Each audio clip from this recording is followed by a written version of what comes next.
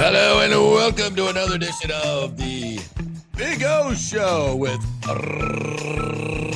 Orestes Destrade. Hola, amigo. Back from Miami. Back from Miami, and good to be back. I really appreciate the Tampa Bay area, and I appreciate its community, its sports, and JP Peterson. I appreciate it. Thanks, bro. Yeah, buddy. Well, it's been a tough week for you, partner, but it's time to talk baseball. Yes, sir. And time to talk. It's spring training. Hope springs eternal for all teams, including the Rays. Everybody's 0-0. Everybody's ready to go, and they got a World Series champion ready to go.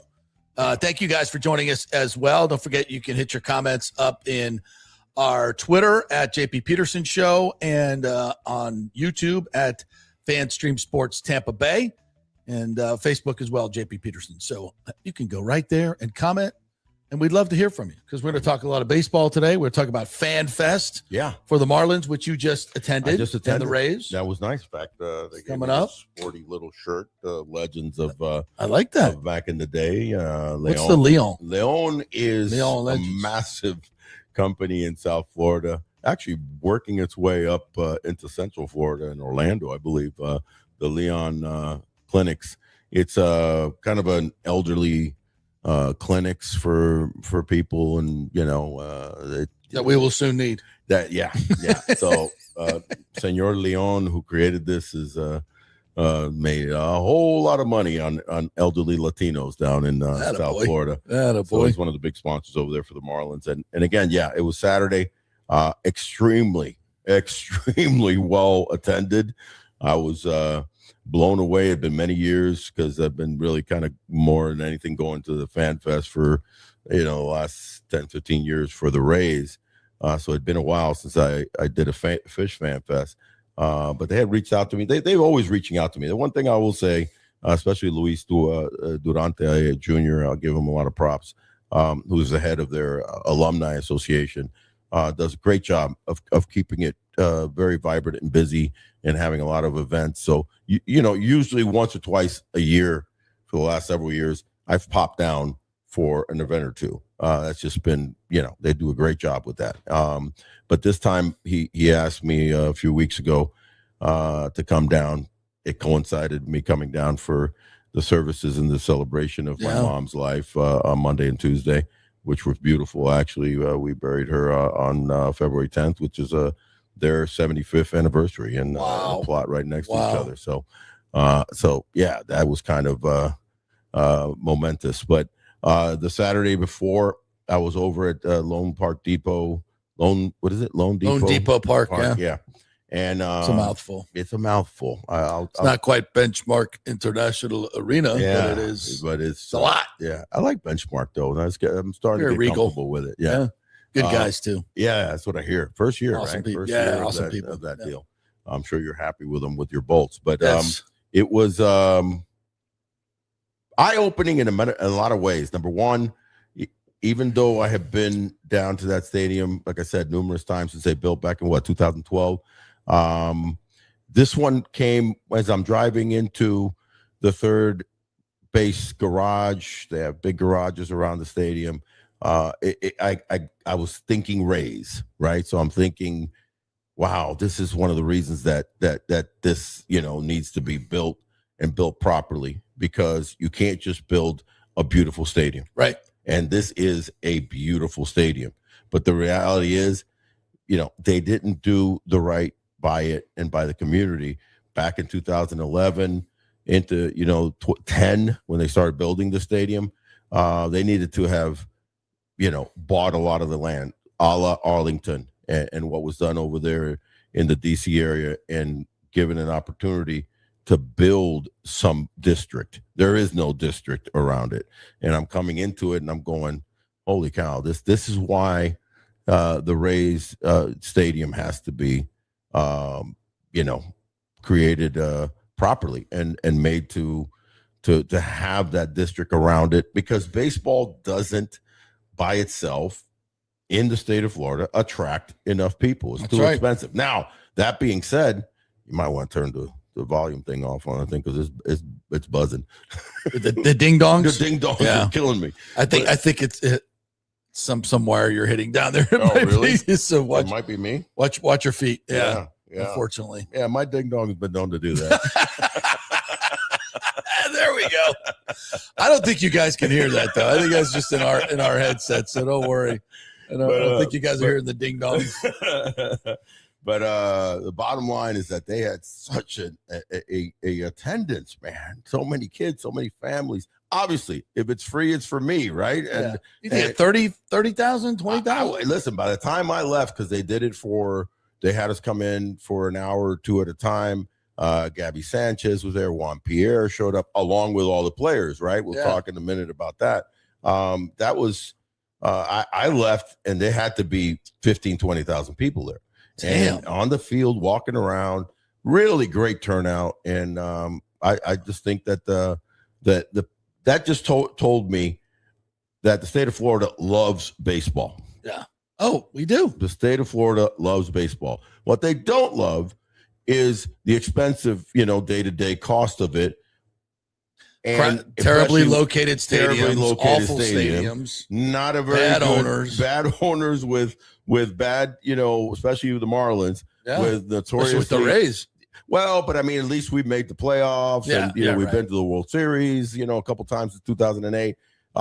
But they haven't. So what are you really, selling when you have a bad location, great stadium, bad location, expensive prices, right? On a Tuesday or Wednesday, Thursday, no chance, and a team that is young and losing notoriously. Even though they surprised people last year and almost, finished 500 and stuck it out to the end of the season. The bottom line is that you're not going to attract people unless it's free. That brings us all the way back to the Rays, who, by the way, are going to have their fan fest tomorrow. And, I think it's going to be a monumentous turnout tomorrow. I do too. I think it's going to be huge. It's going to be huge. It's going to be fun. It's like I've been calling it kind of a, renewing your vows to a long marriage. And you're having the trop. Yeah, you're having the trop renewing of vows. Deservedly so after a year hiatus due to hurricane and all that stuff. I think it's going to be monumentous. Now, again, the team's going to have to win. By the way, you do have way more going on around the quote unquote semi-district, that is Central and First and the things that are going down there, including Fergs. We're going to be down at Fergs. If you want to come on down and meet up with JP and I, because we'll be enjoying a nice big cheeseburger and watching the festivities. But the bottom line is that in the end, you need the district. You need that whole excitement of live, work, play, and educate. Oh, by the way, because of the fact that you have HC being, such a going to be an important part of this, and it's going to be truly a sports meets education type of a center. Yeah, we're gonna. That's what the mayor was in here, and Bob Buckhorn said, is that this is not just a baseball stadium. It's far from it. It's mostly going to be other stuff: colleges, apartments, offices, restaurants, bars, music venue, all these things that make our city better. So we talked a lot about that. And by the way, there's no real update on that except that they're negotiating right now. The city, the county, and the Rays. Atwater did come out and say some further comments about how excited he is about this. Yeah. That's the Dr. Atwater who runs Hillsborough College. The fantastic for them. Fantastic for them. It's great to hear, his enthusiasm about it though. He's not standing back. He's kind of really pro this. They're going to redo a lot of buildings, tear down the older ones. But I read in the Times that it was going to be so bad for all these students, and it's going to be so horrible. And the Rays were such bad people. So excited. Just look, no, that's not true. This is good for education. Okay. Golly. Yeah. The Times might have missed that one. The Times might you think? They might have swung and missed in that one. Speaking of that, and one other thing, because it is fresh, Rob Manfred, commissioner, could not have been more effusive in his praise of the new group and how much they have gotten done in just 5 months. He said yesterday, I think the most important point, and not only did I make it, but I think the other clubs said it as well, is the amount of progress that Patrick, Ken, Babby, and Bill have made in a really short period of time is absolutely phenomenal. Yeah. And that's what we said. Remove the impediment and things will get done rather quickly. And in a short time. The reviews have been absolutely over the moon from all the people that have dealt with this new ownership group in terms of negotiations, and Dr. Atwater at Hillsborough College, Buckhorn, future and former Mayor Jane, Ken Hagan, everybody is just like, these guys are fantastic. They're even aboard. the St. Pete folks, Mayor Welch and everybody, and like, oh, how refreshing to deal with this group, and we can work so easily with them to get the trop repaired. That's a big comment right there. It's a huge deal, because here's a mayor that wanted the deal, has a dozen eggs on his face, has some eggs on his face, but still trying to cultivate, doing the right thing, a major gas plant project. Maybe it adds a deal with the Rays inadvertently or directly because of the Tampa Bay Rowdies. Maybe a stadium comes out of that. I think that's very likely. Leads to what? Leads to an MLS, dedication, because it's not that easy to get the jump up to that level where they're at right now. A lot of teams chomping at the bit for being an MLS team. Soccer is huge right now. Messi has worked as far as the MLS experiment. It's worked. So that's the future for St. Pete, and they're doing a $10 billion thing in Miami with the FC Miami, right? Oh, every time I fly David Beckham, every time, and my boy Jorge Mas, the co-owners of FC Miami, Inter Miami. Every time I fly down, it's right next to the airport. They took over, I don't know how many acres that has to be, at least 70 or 80 acres and of a golf course and surrounding areas. It's just majestic what's going to end up being there. Yeah. They're doing a big boy stadium for soccer. Listen, this area here is a buzz. I think tomorrow's going to be a big day. I did get, just before we transfer over to, completely Ray centric, did get a chance to talk to Pistol Pete Fairbanks. It was nice to see him. He's with the Marlins now. He's with the Marlins now, signed a 2-year deal with them. And he definitely came across. We were in the clubhouse before the players and the former players went out and, engaged with the fans at their fan fest. And he was happy. He was happy to see me, and I was happy to see him.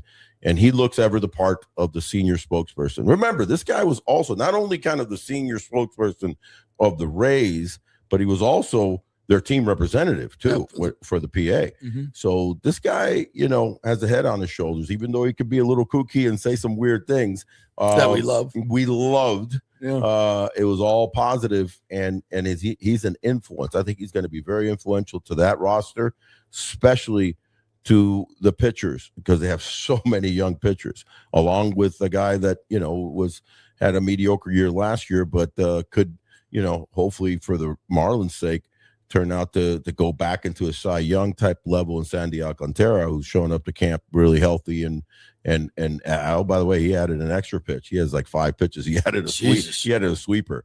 So talking with him, so he's ready to and chomping at the bit to have to get back to his all-star form. So Pete Fairbanks is a great addition. Also talked to Connor Griffin and his dad, former beloved teammate of mine.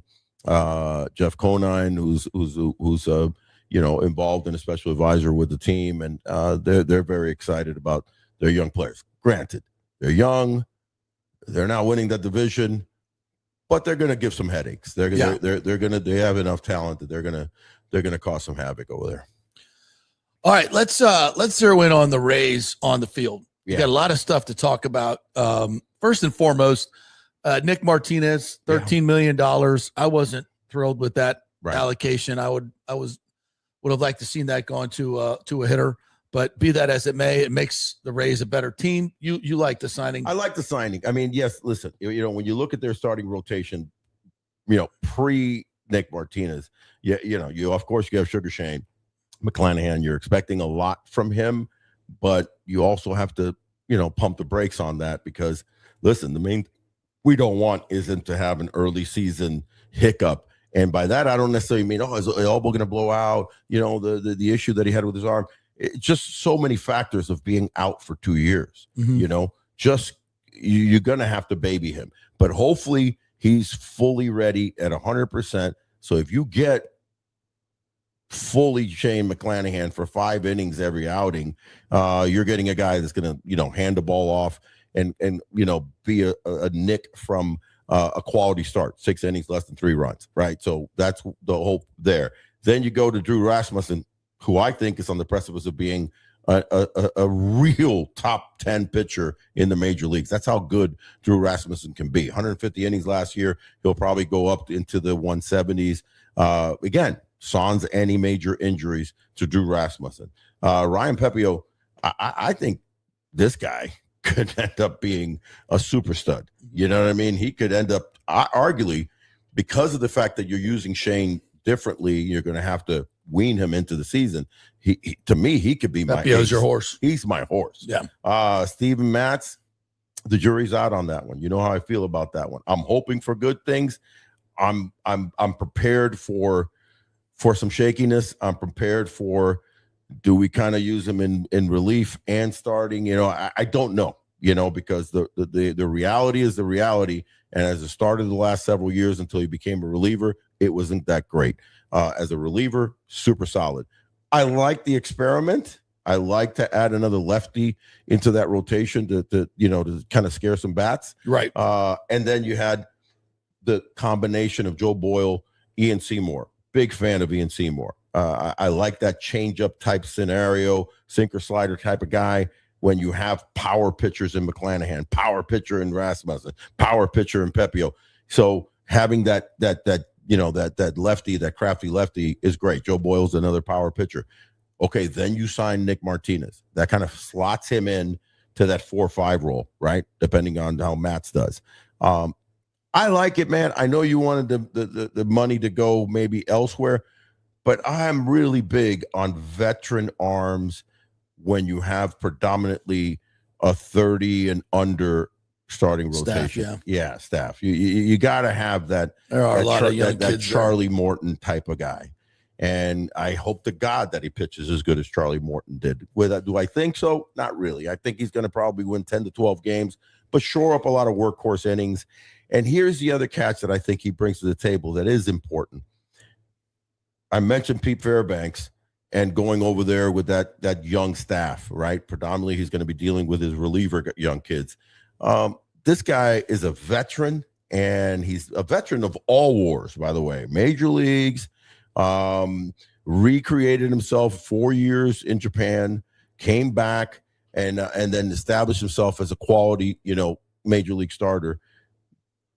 Pitchers, especially starters that come into veterans, that come into a young staff, I think could be so much more impactful from the day-to-day and teachings than a veteran hitter coming in. Why? Because they're together all the time. And remember, they're not pitching every day. I always joke that pitchers, man, you got it easy. You're not really having to concentrate just once every 5 days, especially for the starters. It's a little different when a veteran hitter comes in. Yeah, he can help you with some situational hitting. He can help you with a particular pitcher, and you're a young hitter and you haven't faced, Dylan Cease, or you haven't faced, so-and-so. But it's so bang, bang, bang on the day-to-day as a hitter that you don't have that downtime that pitchers can converse, talk, strategize. When they're not pitching, they're together. So a guy like Nick Martinez, I think, can be a huge asset to their staff, especially the young starting rotation.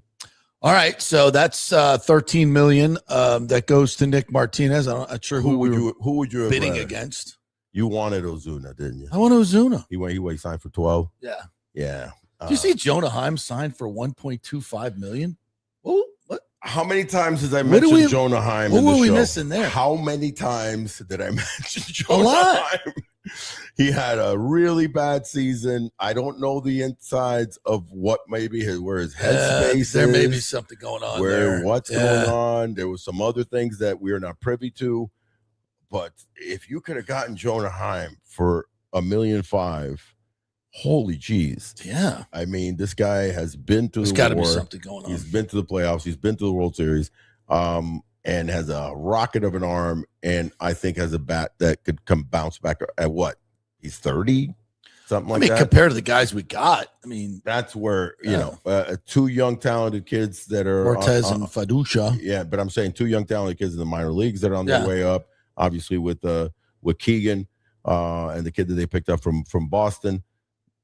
Excited about those guys, but they're more for the future.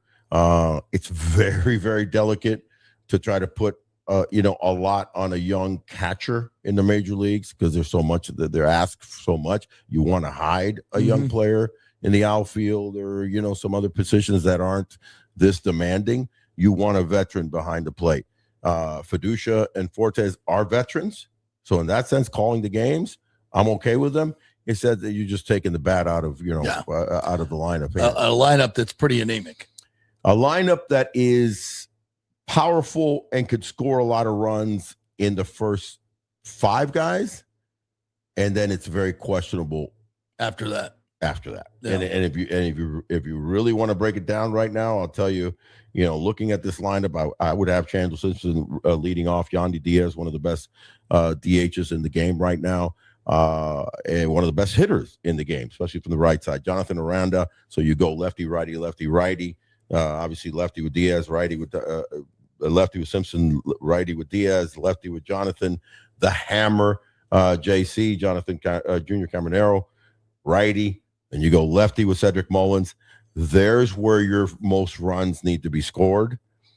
That's why you needed that extra maybe power right-handed bat, somebody that could help you. Because after that, you're putting a lot on Gavin Lux.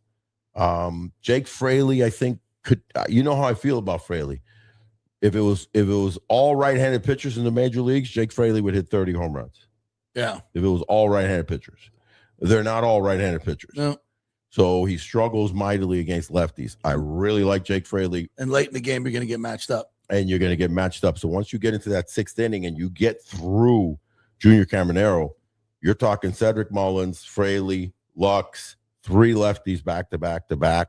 I'm bringing in a lefty, and then I'm not worrying about Hunter Fiducia or Nick Fortes, and most likely Taylor Walls, holding down the fort in the 9-hole. You don't worry about him.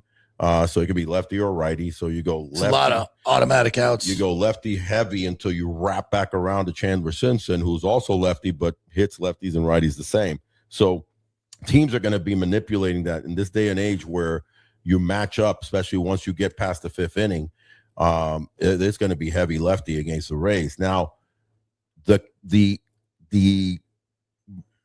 potential, I don't want to put that much on this kid, but the potential sleeper of this whole season could be Carson Williams. I'm going to need him to be a sleeper. If he is the sleeper, and remember, 6'4" from the right side. Yeah. If this kid thumps, changes the whole spectrum. Yeah. Now you change the whole spectrum. Early in the season, you put him in that 8th hole, probably. If he makes a team and he's your starting shortstop, let's just take him out of the middle of the lineup and the pressures, and you put him in the 8th hole, and you put whoever is your catcher, Fortes, Fiducia, right? 9. Mm-hmm. As he starts developing and he does have and shows some promise, now you can slide him up. Slide him up, yeah. And you break up this, Mullins, Lux, Fraley. So the big right-handed hitter that we wanted could be Carson Williams. Yeah. If the kid, I liked what he said, the other day, talking about how much he worked on, how much he, appreciated the fact that it was overwhelming, and that's why it's the big leagues. He speaks really well, by the way. Yeah. Really like how he's, humble, but also hungry. And you need both of those at that age. So if he comes in, he's ready, such an athletic body. I mean, and he's got a great history of power in the minor leagues. Great history of power. It's not so much that I need him to try to hit 30 home runs. I've said it before on the show. I don't want him to try to hit 30 home runs. I want him to try to hit 15 or 20. Really, I want him to gap to right center. Yeah. I want him to gap to right center. The home runs, because of his size and bat speed, will come. But I need him to close his zone, right? I need him to make contact, walk more, Oh, by the way, flies. Yeah, can run, can steal bases better than Taylor Walls. Yeah. So you're talking about a guy, and you're going to nick down a little bit on defense, but damn good at shortstop too. Yeah. He's not Taylor Walls. Taylor Walls is otherworldly, arguably the best defensive shortstop in Major League Baseball is Taylor Walls. I tip my hat to him. The only other guy that I would compare him to is another super light hitting shortstop that we'll see in the WBC by the name of Genda, who is my kid from the Cebu Lions, who's the starting shortstop for Team Japan, an incredible like Ozzie Smith type shortstop, can't hit a lick. But no, and I joke with him. Susuke is a wonderful kid, but just can't hit. Yeah. But my God, can he play? Can he catch and throw? Yeah. So that kid could be the swing man that if he shows up, and probably the Rays money wise, we're going, all right, we need a veteran pitcher. We're going to dedicate that $13 million. We're going to go up over $100 million. Oh, by the way, first time ever. They're at 105 on their 40 man. And we're going to hope that this kid works out. So we have that right-handed thumper that could hit 250, 20 home runs, 75, 80 RBIs. I kind of forgot about him because we kind of penciled in Taylor Walls to be the starter. But Carson, and if he could just start making more contact, well, here's the thing about player. Carson Williams and JC, Junior Caminero. If the thing works out and by midseason they're on a roll, what we're looking at is arguably, and again, when we're talking everything Rays is about this coming season, going back to the Trop, but it's also about hopefully 29 at worst 30, right? Of the opening in the new legacy and the forever scenario. Those two kids could be the pillars. You could have short and third as good as arguably anybody in Major League Baseball. Wow. And that's how good I like that both those kids could be. We're looking for hope, hope springs eternal, right? Amen. In spring. And that's a big part of it that we haven't really talked about Carson Williams, but he's a huge part of what we're thinking. Don't want to put too much pressure on him. One other thing I'll say, and I'll close the book on Carson Williams, that when he was talking about his hitting, he realized, and he mentioned it, that he had to tighten up his zone, that he had to realize, pitch recognition better. He got to the big leagues and he just like, remember first game, hit a home run, worst thing he ever could have done. And then he was like, I'm going to rake. And you don't realize that those guys are good. Not only are they good, it's the book. They get the book on you. It's the book.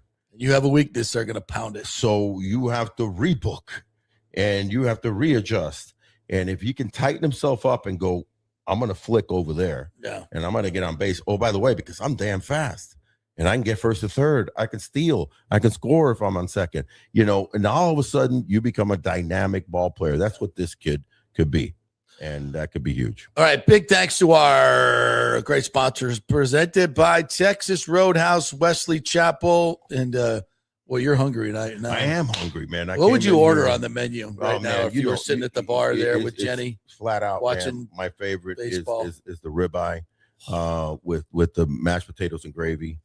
Mashed potatoes and gravy. Little veggies on the side. And their butter bread that they bring out earlier, and a big old iced medium rare. Medium rare. 100%. 100%, amigo. Tranquilo y tropical. Medium rare. It is the best. TV's up. I watch, some of my favorite sports. They got great service. I'm hungry now. Yeah. So.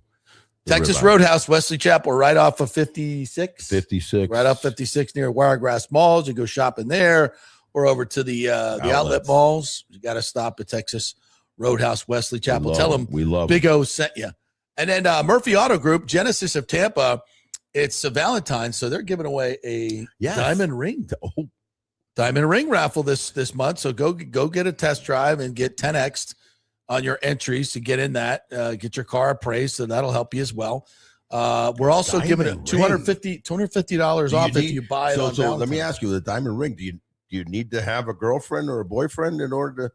Does it just? No, you can wear a diamond ring. You just wear a diamond ring. Sure. Exactly. Little pinky diamond ring going on. you'll have it for when you do pop the question. Hello. There you go.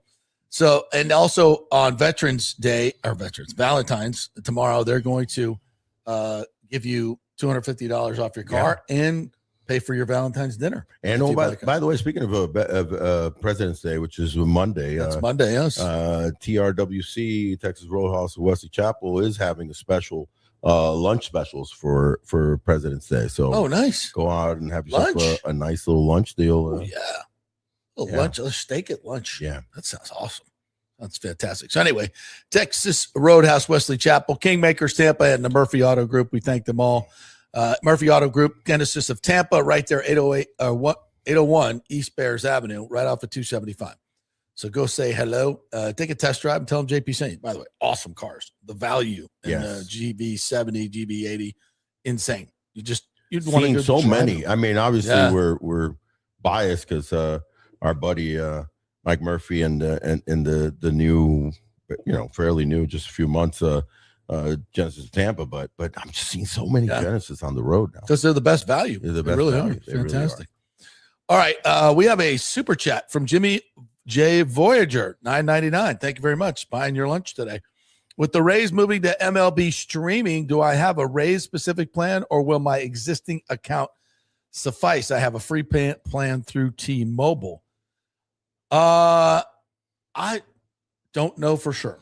About that T-Mobile deal, not sure yet. I think that's going to give you definitely all the away games. Right. But they said that if you buy the app, there's no blackouts.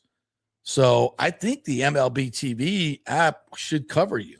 Right. But don't quote that. You go to RaysTV.com and I believe it's $99 for the whole package for the whole season. Yeah. Which is pretty damn good. Yeah. Less than $1 per game. Yeah. I think that's 6 months of entertainment for and you're guaranteed that you're going to see every game. Yeah, and you get and you can stream it on your TV as well. Obviously, you can stream it everywhere. So, and I think it's going to be better than the FanDuel app. The FanDuel app had a lot of bugs.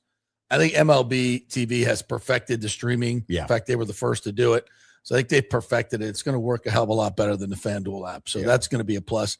And they have yet to announce which station is going to be on locally. So if you have Spectrum or you have Frontier or one of those systems, I think you're going to be included in that. Yeah, but it's going to happen. But they haven't announced. I don't know if they're going to do like a local station like the Lightning did. Like the Bulls did. But as I thought they were going to take advantage of that and do the different markets. What's the station that they use? The Spot.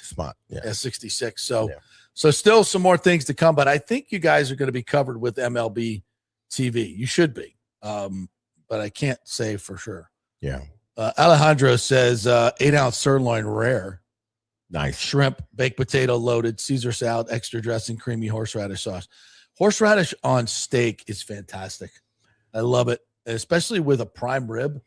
It's a must. With a prime rib, I'm not big with it on other meats. Yeah. They have a horseradish cream sauce that our friend the Riveters over there with their steak sandwich.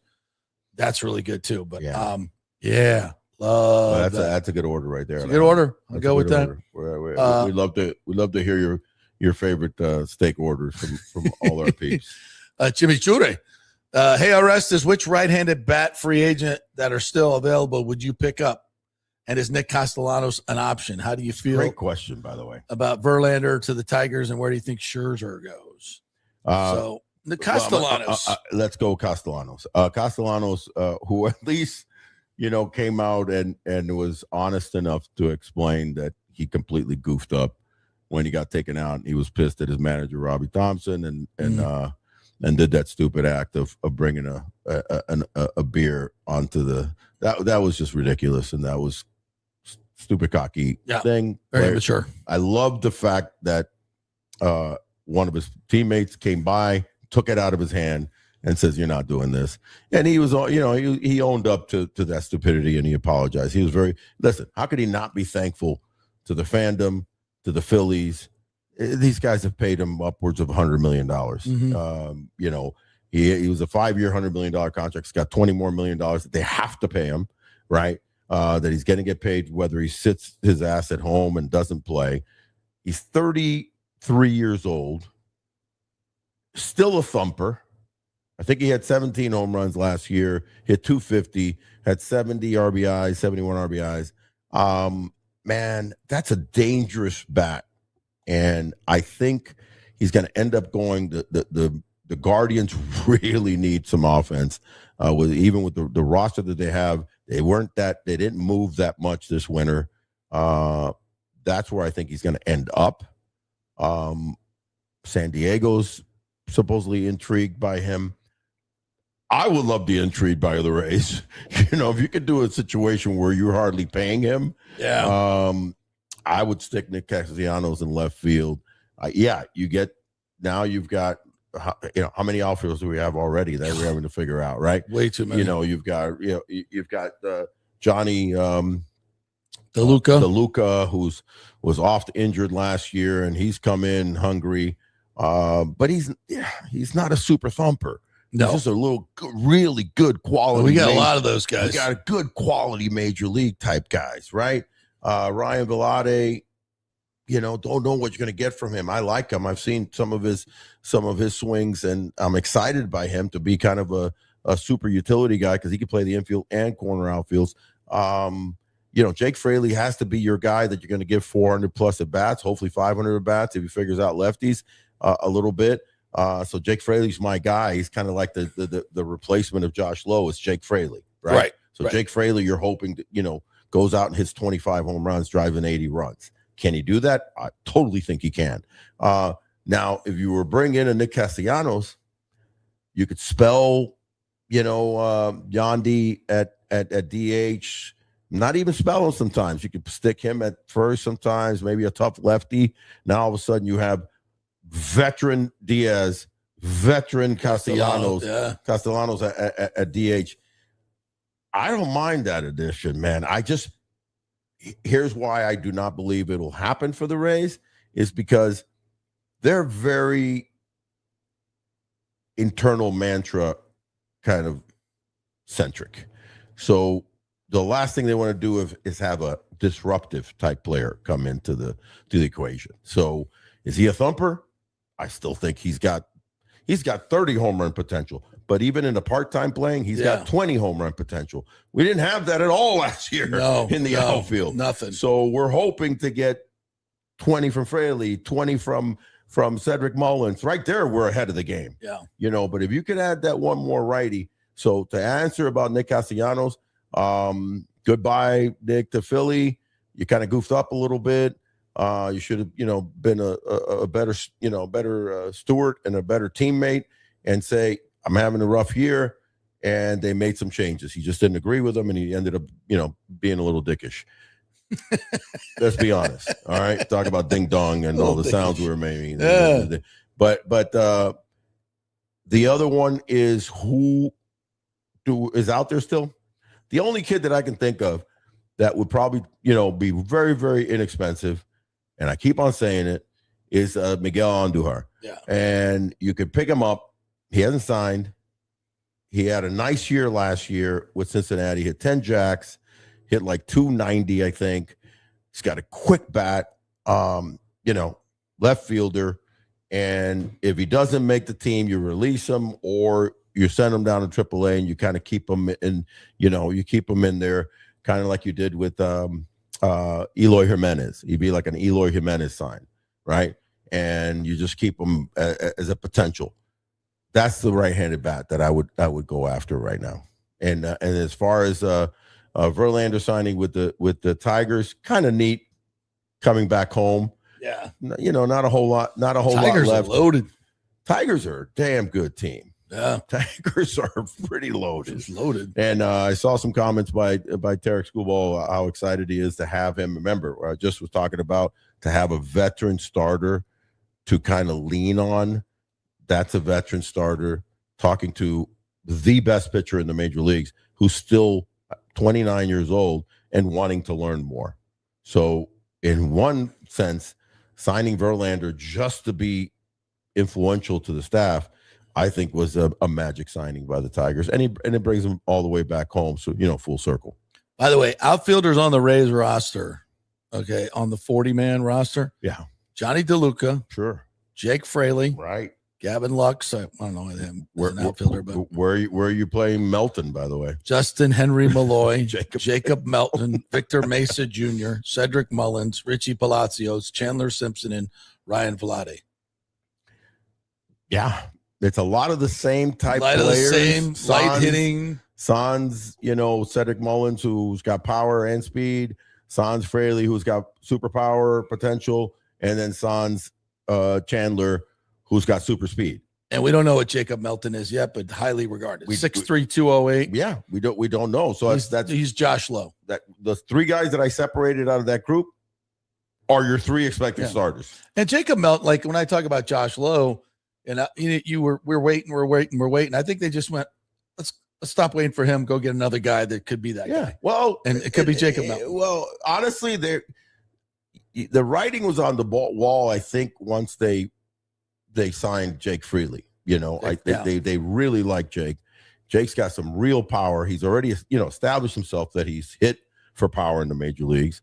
And so that's their guy. And Jacob Melton would be kind of like the backup to that situation not working out.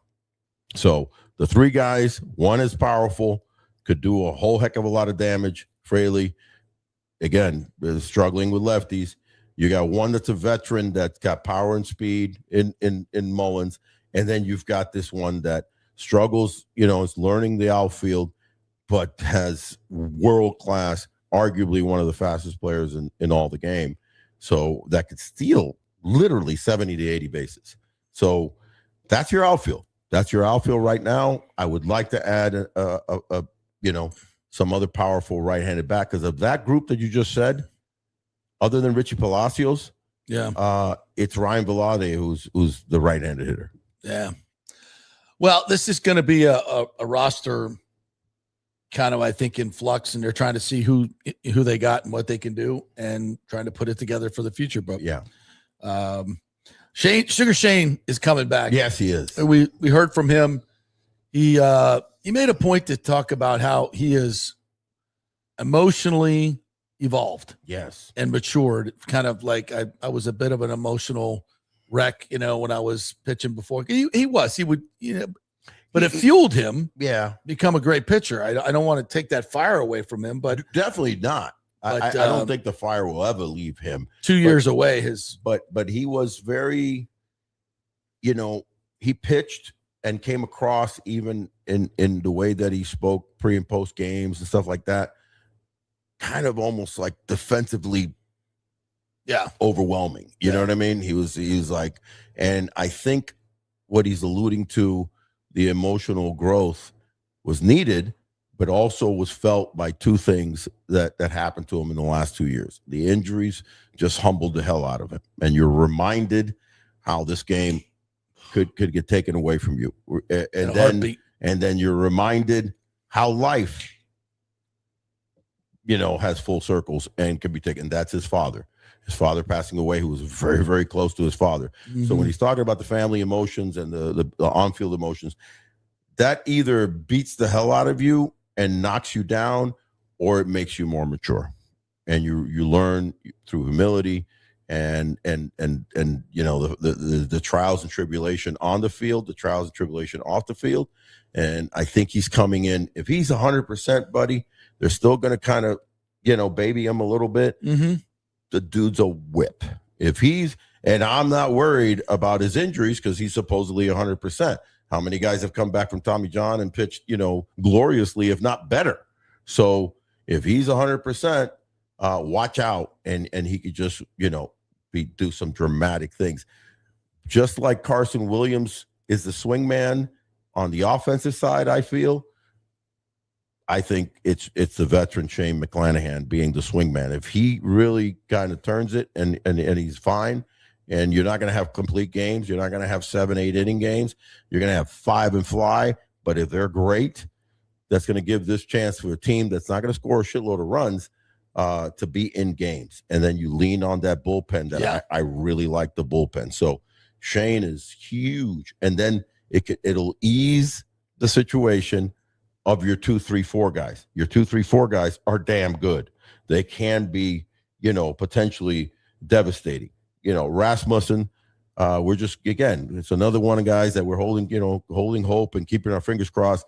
Had a full season last year, no injuries, no setbacks, but they also kind of babied him, right, and gave him 150 innings, but they were outstanding 150 innings. This guy goes outstanding 175 to 180 when they up at 20%. Now you're talking a potential all-star. Brian Pepio, my goodness, I think this could be the ace of your staff, because you don't want to put that mantle on Shane. You shouldn't. No. That should be for, maybe if he's weaned himself to, once you get to October, you make the playoffs, and maybe you're handing the ball because you're really comfortable with Shane. But really, it's the future with Shane, where he's going to, back to being a Cy Young candidate. This isn't the Cy Young year for Shane. It's let's be damn good, in short spurts. 150 innings would be awesome. Oh my God. Yeah. And Pepio said he's perfected some of his pitches, and that's what he kind of worked on in the offseason. Yeah, how about that? Yeah. I just think that he's your workhorse. Yeah. He's your guy. It could be really good. It could be. But I'm just as scared these guys are just not going to get any run support and might get frustrated. That's where we – and I'm still concerned of Caminero. Where's the protection?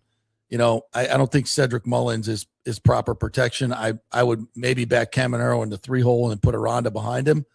I don't know. You could do that. They're going to mix and match a little bit. I like the righty lefty. Yeah. Right. But I think having a legit bat behind him and Aranda. And again, we're putting a lot of pressure on Aranda. He had a great, really first full year. You forget about that. And he was an all-star, but he's still young and the league will adjust to him. And the league will adjust to the books.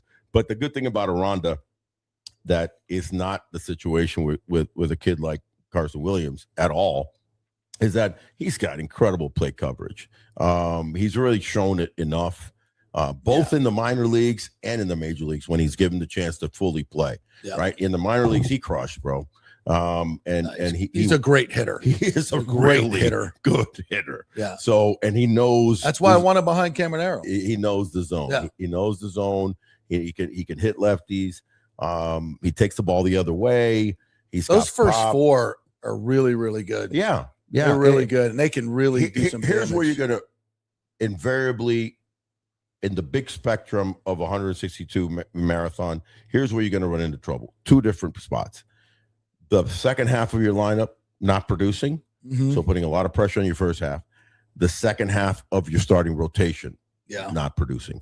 By that, I mean. That's why you paid Nick Martinez $13 million. But I'm saying that's Mats Martinez getting shelled early in games, and you're getting a little bit of trouble. Now we will not be a good come from behind team. We're not a come from behind team.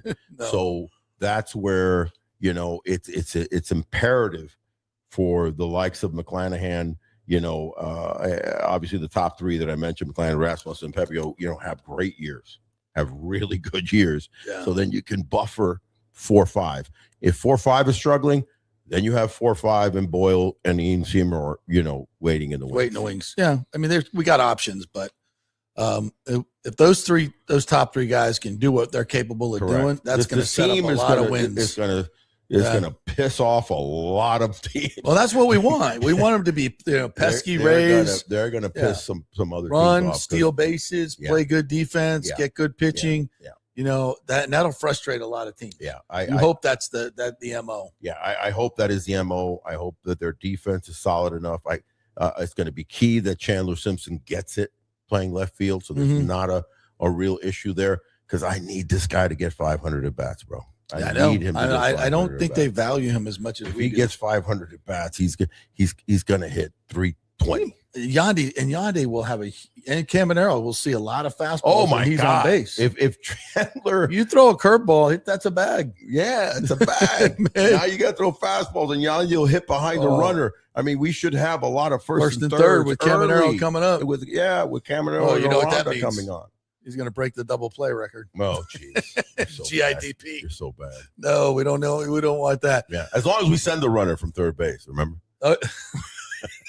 We had a few. We had contact, not the dreaded contact play. Please, Kevin Cash, take that out of the rotation. Get rid of the contact play.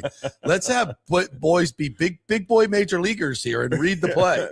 Can we do that? Play. read it first and third or Can we do that? Second and short or back. Yeah. Then you go, Yeah. sit to the pitcher, stop. It's worked for hundreds of years. It's worked for a long time. The Greeks did it. I It was think the Greeks did it. I think Oedipus. Yeah, and, they were not. and They were Zeus, not using the contact Zeus play. invented it. I think Socrates was very much against the contact play. and Very much. Orestes, which is Greek Yeah. mythology, also. Yeah, is it? Yeah, of course it is. I did not know that. Yeah, Oedipus, Orestes, Zeus, all those guys are. I don't remember Orestes in the my Iliad. Look, Of course, I'm sure you're right. Yes, You wouldn't be wrong. guys, look up Orestes and tell me That movie's coming out. Can't wait to see that. The Odyssey. Yeah. The Odyssey, yeah. All right. So FanFest tomorrow. FanFest tomorrow. Big O will be at the bar at Shout Ferg's at us. drinking iced tea. I'll be drinking sweet tea Yeah. and having a big old Ferg's burger. Ferg's which I burger. love Yeah. their burgers. Somebody asked me, said the new ownership group better make sure that Ferg's has a great spot in the new ballpark restaurant area. Already And I said, I'm not knowing this. I just said, talked out. Ken Babby's already cut that deal. Already talked out. I just talked to Fergie a couple days ago, and the new and improved Ferg's. Yeah, it's going to be the new and improved. Super Ferg's. nice. We won't know what to do with a nice Ferg's. We love Ferg's. We love it because it's dive barish. Dive barish. Yeah, we love that. It's an upscale dive bar. It's an ups. Is that a new terminology? I think that's what we call a oxymoron. Oxymoronic statement. It's an upscale dive bar. Is hat tricks? Well, where do you put hat tricks? I wouldn't call it a dive bar. Oh wow, maybe I take it back. Hat tricks. I'm sorry, you guys are call that a those dive hockey bar. fans. The hockey fans. The are anchor wicked. bar is the dive bar. The anchor bar. The anchor bar in Davis You're Island right. is a You're great right. dive bar. You're right. But no, Ferg's is kind of like, I wouldn't even call Ferg's a dive bar. No, because man. it's big. First of all, it's too big. Big to be and a dive bar. sprawling. Dive bars are like little corner spot thing. So I wouldn't call it that. But Mark is killing us right now. If he's listening, he's like, "Hey, my dive bar." I think he'd actually like that. Maybe. It's nostalgic. There's the catch. It's nostalgic. That's the catchword. Ferg's is nostalgia. Yeah. And that's what you bring over. Yeah. And you add that piece as a cornerstone. You have to have that. Oh, 100%. To bring that with you. You have and it, they will. Hell, you have it outside, accessible easily. You have a little inside Ferg's, and you create a little corner cubby hole that looks like old Ferg's, and it's kind of this cool. Yeah, that's bring what a little you bit do. of that flavor inside St. Pete, downtown St. Pete flavor. Wow, absolutely. Yeah. Actually, that's a great idea, bro. Imagine if they did something like that to honor the history of Tropicana Field. To have certain things that they bring over to the new stadium. The Trop Zone, and of little Ferg's, or a little alleyway that says Central Avenue on it inside the stadium. You know what I mean? So I like that. So you have you walk through it. Homage and Central Avenue, if you will. And then like that. and it has a little bit of a roof with they're taking all advice now. They're going out into the little roof survey that went out with the catwalks, just a little mini catwalks.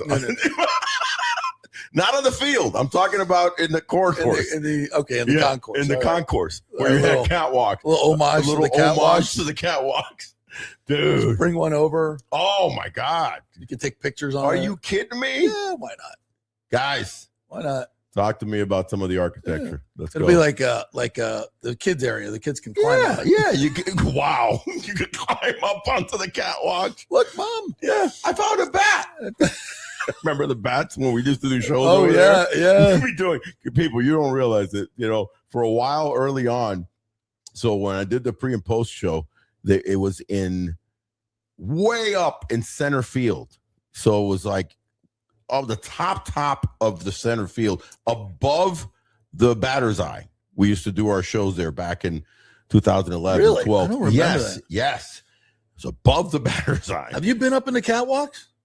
I've never been up in the actual catwalks all the way up, but we were, where you actually climbed to go up it. Yeah. And it was up there. So I think they've cleared it off over the years. I'm not sure, but bats live there. Bats, like not bats. No, bats with the yes. Yeah. Small ones. They're like where COVID came from.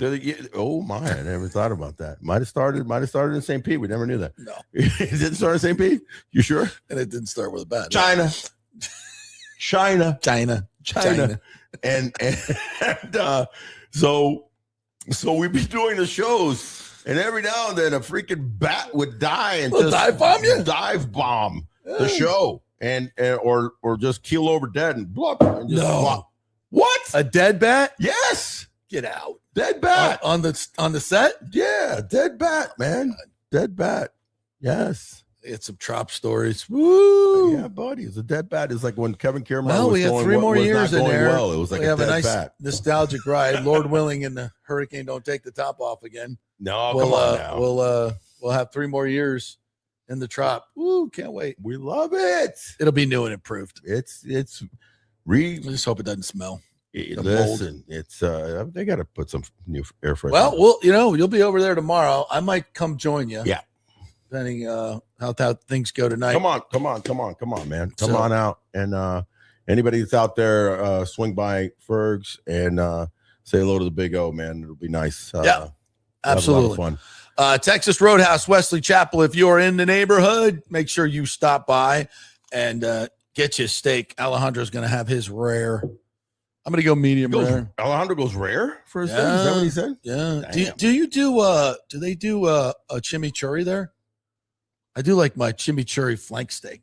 Those are good. I don't know if they do that. I can't remember on the menu. I do not remember seeing that, but we'll have to look that up real quick, or I'll give a call to Tyler. They got a lot of good stuff over there. Ooh. Don't butcher. That's all you got to say. Hand cut steaks, baby. Hand cut steaks. So let's go grab a GV80 from Genesis of Tampa, and then shoot on up to. It's on the way. Yeah, it is on the way. Nebraska Bears just keep on going down. That'll count as a test drive, so we get our entries 10x for the diamond ring. I think we got our whole afternoon figured out. Hello. Then we'll just keep it overnight and drive it to FanFest. Mikey, are we okay with that, Mr. Murphy? Come on, dog. We can do that. All right, we'll be back next week with more fun and frivolity for you people. And what do you like to say? Stay tranquil and tropical.